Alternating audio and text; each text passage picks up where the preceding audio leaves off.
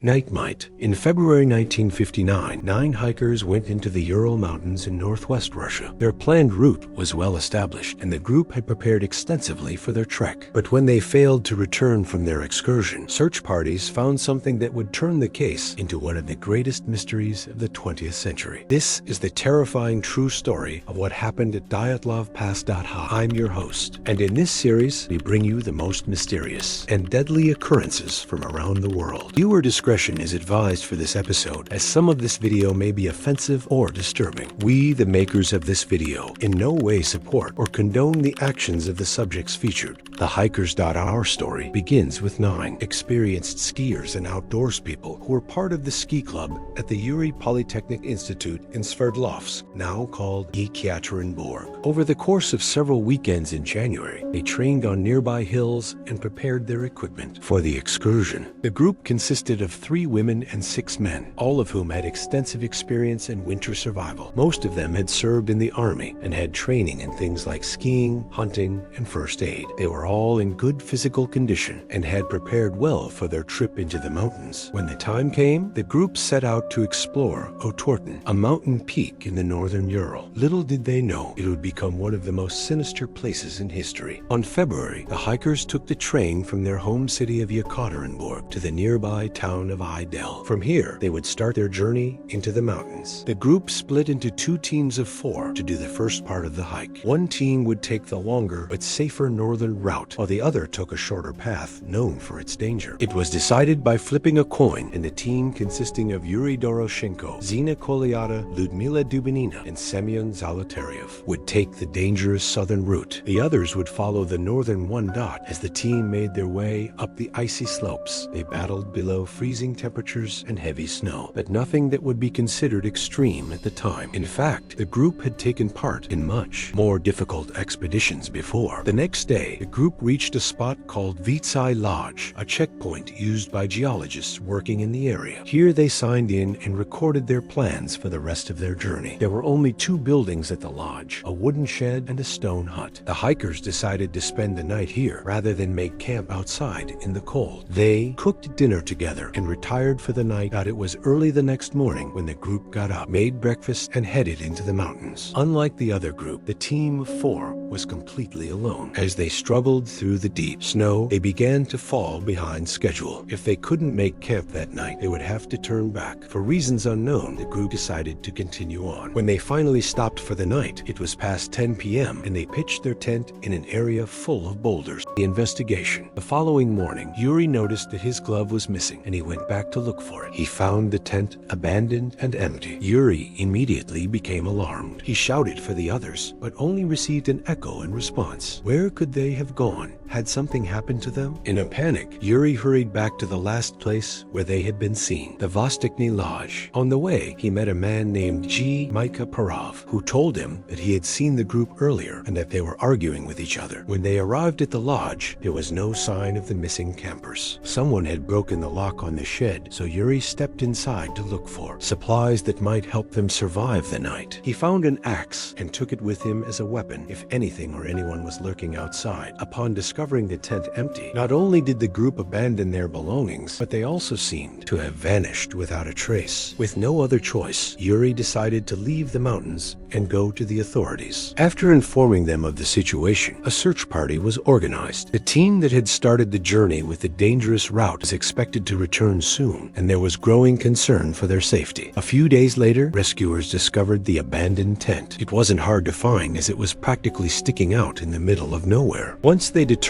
that it was the same tent as the one described by the man who found it, they decided to search the area for signs of the missing hikers. They searched for another 2 weeks, but the only thing they could find were animal bones and skulls. Was it possible that wild animals had attacked the group? Surely, if that had happened, there would have been more evidence left behind.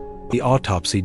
Meanwhile, the second group had returned safely, and none of them knew what had happened to the first group. A lot of rumors circulated, and many questions went unanswered. Eventually, the police found the bodies of some of the hikers, and many shocking details emerged. 4 bodies were found near the tent in a clearing about 30 meters from the trees. All 4 had been dead for a few weeks, and their bodies had started to decompose. 2 of them, Zina Koliati and Ludmila Drushina, were lying in their sleeping bags. The third, Semyon Zolotaryev, was lying face down in the snow. The fourth, Yuri, was found lying on his back with his clothes torn. His boots were missing. What had caused these people to die? To find out, the authorities performed autopsies. The examination revealed that 2 of the group died from hypothermia after being soaked in water and exposed to low temperatures. Zina and Ludmila's bodies were undamaged, except for their arms and legs, which were slightly swollen. This indicated that the water had soaked through their clothing and lowered their body temperature. But what about the other 2? Zolotarev had a skull fracture, possibly caused by a blunt object like a rock. Despite the blow to his head, he was still alive for some time. An X-ray revealed a collapsed lung and a fractured rib, possibly due to the position he was found in. However, the autopsy couldn't determine whether he had died from the trauma or hypothermia. The last hiker, Doroshenko, had injuries consistent with a violent death. His jawbone was fractured, indicating that he had been hit in the face. A pathologist believed that he died from either a heavy blow to the head or neck. When the news broke about the discovery of the bodies, more hikers began coming forward, claiming they had seen the group. One said he saw them carrying a stretcher. Another said he saw them making their way down the mountain with great difficulty. A third said he saw them walking along the railway line. These accounts cast doubt on the official explanation for how the group died. Did they succumb to hypothermia after falling into a lake, or was something more sinister at play?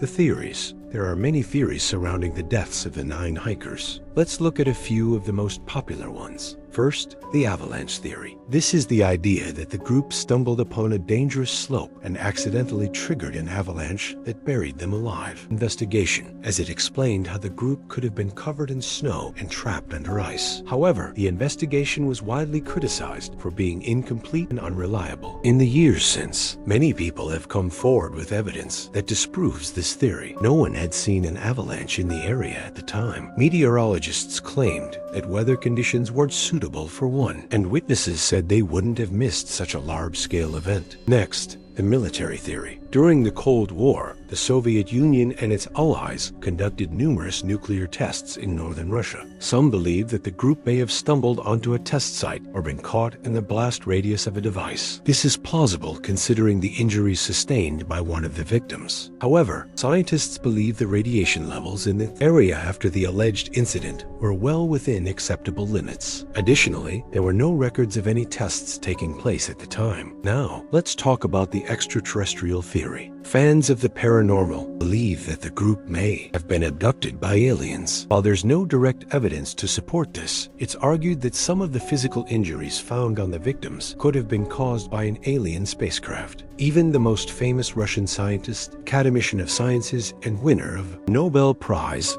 Andrei Sakharov, suggested that the group may have been victims of a flying object that landed in the forest. Could this be true? Of course, there's also the Yeti theory, also known as Bigfoot. The Yeti is a large humanoid creature said to inhabit the Himalayan mountains. It's unclear whether the group encountered a live Yeti or its tracks, but footprints found in the snow were examined and showed that whatever had made them had walked away from the group, possibly to check on them.